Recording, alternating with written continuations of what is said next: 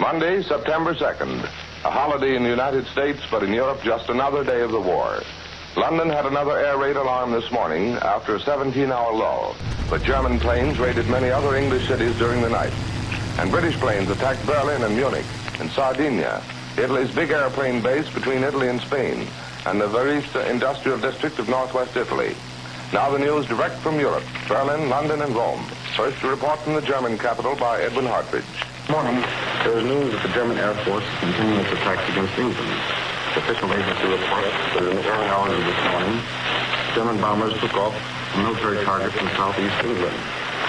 There have been fierce air battles reported between the British planes and the raiders, but at this moment, no further details are available in Berlin to the aerial battlefield. Also, we have no information at this end whether London is one of the objectives in today's operations.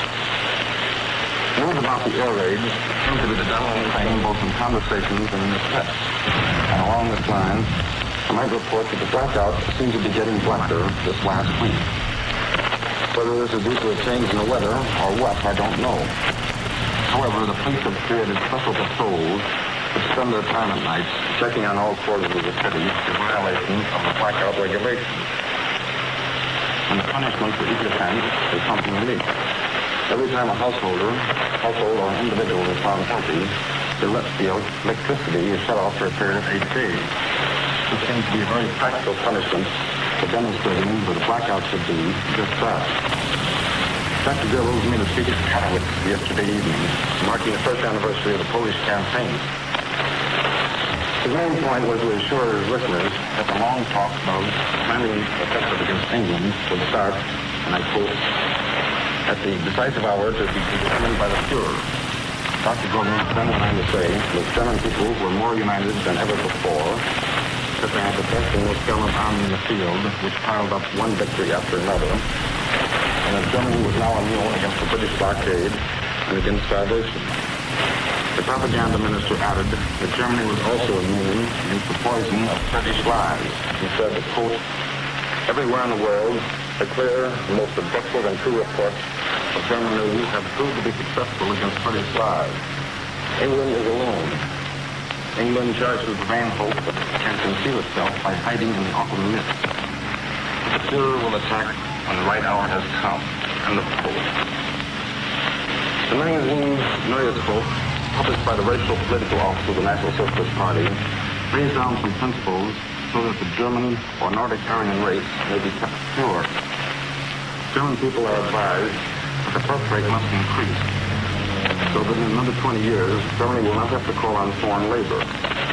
Secondly, labor must be recruited only from Germanic people, so that the elements of the East will be eliminated. And thirdly, as long as Germany must be, quote, obliged by authority to the people of other races, especially the Slavs, every German man and woman has the duty to avoid association with them. The same principles must be applied to the foreigners of other races. This is Edwin Hartridge, returning now to Columbia in New York. This is London. London was just going back to work this morning when the air raid sirens went off again, around 8 o'clock. This alarm lasted something less than an hour. When it was over, news messages reported that a formation of bombers had tried to reach London from the southeast, but were broken up. They ran into a heavy anti-aircraft barrage, and 3 were reported knocked down. British fighters then attacked the main formation of Germans and destroyed 2 more. Where the bombs were dropped, we don't yet know. That was the 20th air raid alarm London has had since a week ago yesterday. They have lasted a total of 33 hours. At that rate, if one dutifully stayed in his shelter, he would lose more than 1 day a week just taking cover. Among this morning's raiders were 2 very large 4-engine German planes. The first of these new planes were sighted yesterday. We have no details of last night's RAF raid on Berlin except a brief agency message. It was the 6th raid over the German capital in 8 days. There were alarms in Switzerland and planes were reported traveling south. And the Italian communique that's just come to London says British bombers are over northern Italy again. Out on the Isle of Man in the Irish Sea, hundreds of German nationals are interned in camps. They have now had their first air raid alarm.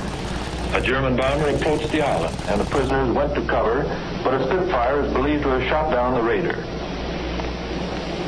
Prime Minister Churchill believes Britain is winning the war in the air. He said so in a message of congratulations sent to the bomber squadrons of the RAF. He said, I quote, "Command of the air is being gradually and painfully, but nonetheless remorselessly, wrested from the Nazi criminals who hope by this means to terrorize and dominate European civilization," unquote. He compared British bombing crews who bring back their bombs from Berlin when they can't see their targets with what he called the wanton cruelty of German flyers. They, he said, have wrecked nearly 1,000 homes and shops in the resort town of Ramsgate. Another British town received heavy damage in one of yesterday's raids. This was a town in the Thames estuary.